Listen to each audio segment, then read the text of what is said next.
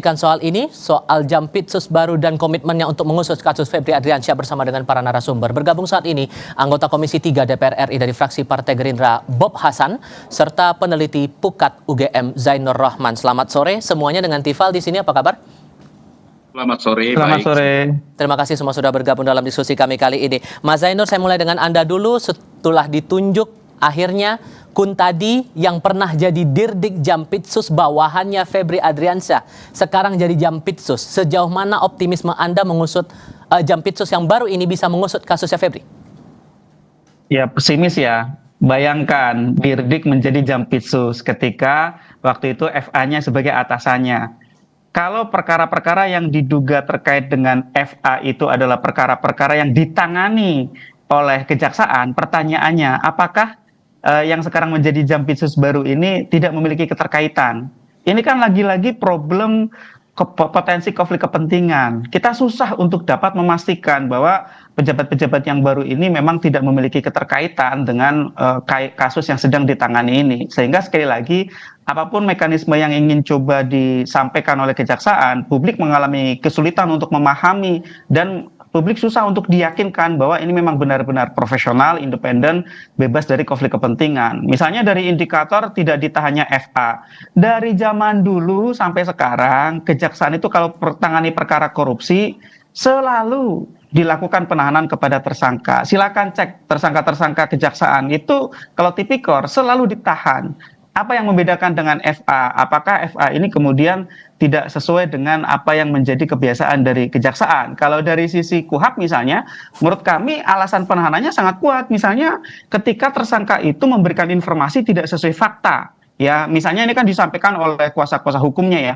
Sudah ada sedemikian rupa upaya untuk mengaburkan harta itu di aku-aku milik DR. Di aku-aku kemudian punya yayasan, punya satu usaha untuk membangun satu proyek di Kalimantan dan seterusnya. Itu kalau dari sisi hukum acara pidana, dari sisi KUHAP, itu seharusnya sudah menjadi salah satu hal yang menjadi dasar bagi penyidik untuk melakukan penahanan. Belum lagi kita bicara FA pengaruhnya sangat besar, sangat mungkin untuk mempengaruhi saksi, menghilangkan alat-alat bukti, melakukan tindak pidana lagi dan seterusnya. Gitu, Mas Tifal. Oke, ini sudah ada pengalaman 6 tahun sebagai Febri ini punya profil sebagai Jampitsus 6 tahun, Mas Bob. Kemudian kasus ini diusut oleh Dirdiknya waktu itu. Sejauh mana Anda menaruh optimisme kalau kemudian ada analisis dari Mas Zainur kayaknya agak meragukan nih bakal tuntas kasus ini. Kalau Anda gimana, Mas Bob? Ya, saya cukup sepakat dengan Mas Zainur ini, tapi sebelumnya saya ingin juga menjelaskan bahwa kedudukan saya memang sebagai anggota Komisi 3. Tapi kemudian jangan lupa sebelum saya menjadi anggota Komisi 3 atau DPR, saya adalah praktisi hukum yang menangani klien saya di Jiwasraya dan Asabri. Artinya begini. Maka pengalaman pribadi saya akan saya jelaskan di sini, dan apa yang disampaikan atau rasa kekhawatiran publik hari ini terkait dengan jeruk makan jeruk maupun penanganan perkara yang boleh jadi dapat penilaian yang kurang profesional ya.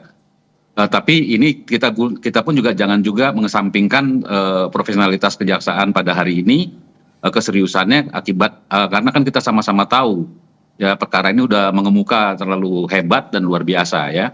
Nah, jadi di masa lalu itu semasa saya menjadi salah satu kuasa hukum terkait dengan perkara Asabri maupun Jiwasraya, itu ada kedudukannya memang FA itu adalah sebagai Jampitsus, tapi jangan lupa bahwa Jampitsus yang sekarang ini adalah pada saat perkara Asabri ya, contohnya itu Dirdiknya adalah beliau yang sekarang Jampitsus. Nah, ini kan memang ada terjadi pikiran yang kontraproduktif, tapi ya kita tidak boleh juga seperti prolog saya tadi, jangan mengesampingkan daripada profesionalismenya.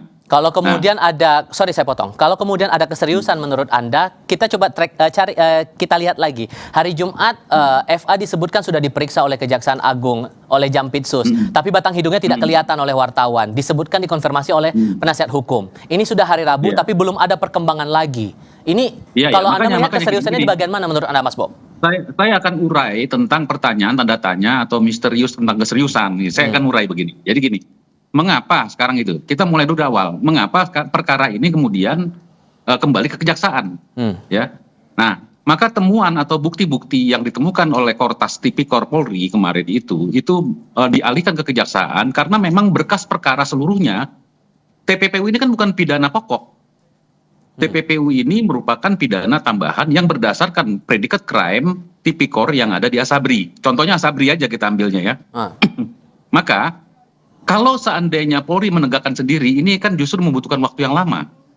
Membutuhkan penyidikan yang begitu jelimet dan koordinasi dan konsolidasi lagi kembali. Dan kembali lagi juga ke kejaksaan nanti untuk tahapan selanjutnya.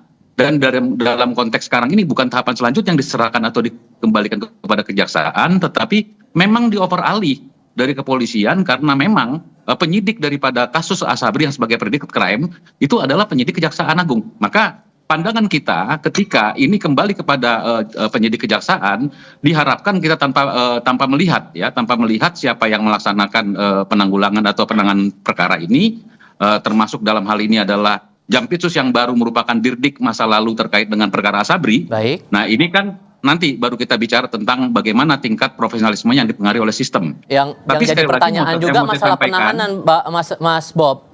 Don Rito ditahan, tapi FA-nya tidak ditahan. Nah, gimana tuh? Ya, nah, maka ketika ini kejaksaan sebagai penyidik yang atas alat bukti yang ditemukan oleh Polri, Kortas Polri, maka koordinasi alat bukti tentang alat bukti ini menjadi penting.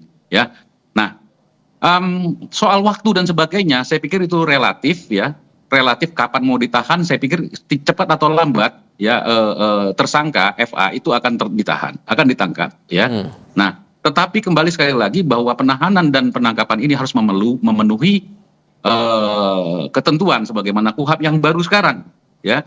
Jangan sampai kemudian nanti bila mana ada kemudian pra peradilan telah menjadi presiden yang buruk. Baik. Sehingga opini-opini yang dibangun yang oleh oknum-oknum tertentu itu menjadi menguat. Padahal sebenarnya itu opini-opini yang tidak beralasan menurut saya bahwa penetapan tersangka terhadap FA itu memang sudah sangat meyakinkan. Ya, karena dalam suasana kebatinan pada saat saya menjadi kuasa hukum, saya paham betul ya, bagaimana itu pihak-pihak oknum-oknum yang kemudian melakukan satu proses penekanan dan sebagainya sehingga ada aliran-aliran dana itu dimungkinkan seperti itu.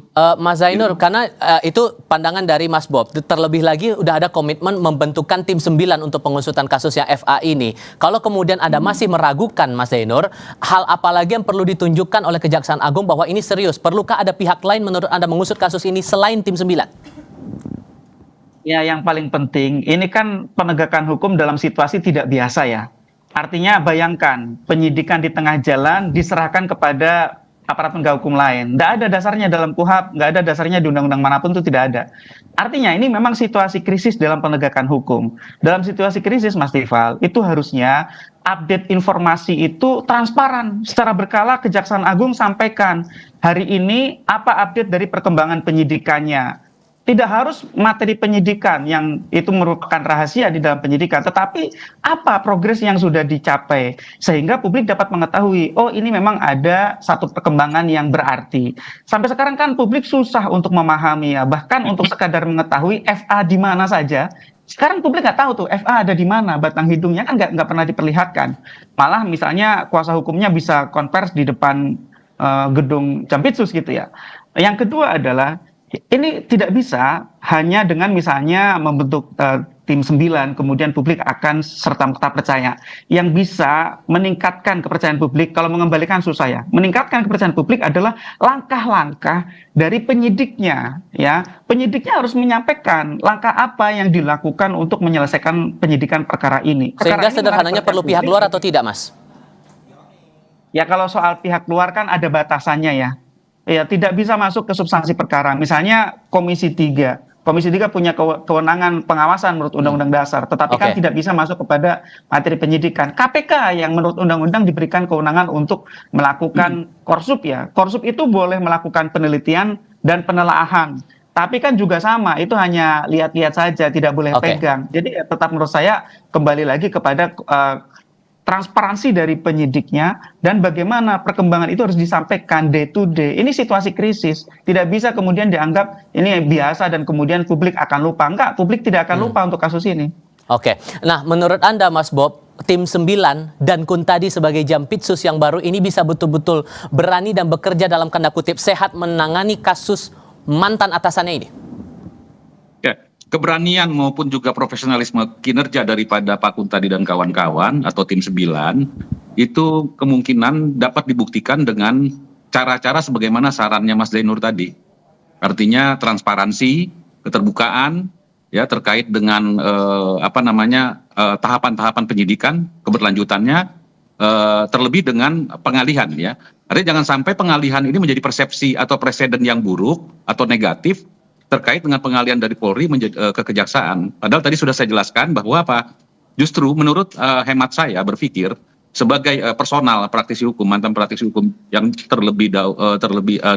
dahulunya saya sebagai salah satu kuasa hukum, ya. Justru dengan dialihkannya ke Kejaksaan, ini merupakan proses percepatan, pemotongan tahapan-tahapan yang selama ini, yang nantinya ke depan bila mana Polri yang memegang, itu akan melalui tahapan-tahapan yang cukup membutuhkan waktu yang lama. Nah, tetapi tinggal bagaimana transparansi tahapan-tahapan penyidikan yang dilakukan oleh 9 ini juga jangan terlalu lama, ya. Artinya apa? Penetapan tersangka yang biasanya dalam extraordinary crime seperti atau sebagaimana tipikor ini tidak dibutuhkan waktu lama-lama, bahkan lebih dari cepat daripada 1 kali 24 jam untuk dilakukan penahanan, ya kan? Nah, soal bahwa dugaan-dugaan apa segala macam itu kan dibuktikan di pengadilan. Tetapi ketika penetapan tersangka yang sudah disertai oleh alat bukti yang terpenuhi sebagaimana ketentuan yang berlaku, itu sudah barang pasti jaminan yang tidak perlu lagi kita ragukan atau dikhawatirkan untuk adanya upaya hukum terkait dengan pra-peradilan dan sebagainya. Terakhir Mas Zainur, dengan sepak terjang Kuntadi pernah menangani kasus Tata Niaga Timah, kemudian BTS, Kominfo, ini kan kasusnya cukup mentereng juga. Kalau Anda melihat kasusnya FA ini, sejauh mana Kuntadi harus memberikan buktinya kepada publik? Tidak ada yang meragukan kapabilitas personal, termasuk Jampitsus baru atau tim 9. Tapi yang diragukan publik adalah independensinya. Apakah berani untuk memang benar-benar menegakkan hukum? Apalagi ketika kasus yang diduga terkait dengan FA itu terjadi ketika yang bersangkutan juga ada di dalam. Ini problem yang sangat rumit dari sisi potensi konflik of interest, konflik kepentingan, sehingga memang satu-satunya pembuktian adalah dengan transparansi penyidikan, tahap per tahap, day to day, disampaikan kepada publik, dan harus ada kemajuan setiap harinya. Kalau tidak ada kemajuan, publik tidak percaya. Mulai dari penahanan, bukan soal apa, memang KUHP tidak mengatakan harus segera ditahan atau seperti apa, tidak, tetapi itu sudah merupakan SOP di internal kejaksaan sendiri. Setiap perkara korupsi itu tersangkanya ditahan oleh kejaksaan. Yang kedua, kalau menurut KUHP yang baru 20/2005 itu sudah sangat jelas, ya, ada resiko-resiko dari FA itu untuk menghilangkan barang bukti, mempengaruhi saksi, atau yang sudah sangat jelas adalah memberikan informasi yang tidak sesuai fakta. Dilihat dari kuasa hukumnya membuat skenario-skenario antara kuasa hukum FA dengan kuasa hukum DR. Sehingga simpulannya adalah buktikan. Cukup itu. Baik, Mas Zainur, Mas Bob, terima kasih sudah berdiskusi bersama saya kali ini. Selamat sore semuanya. Terima kasih. Sore.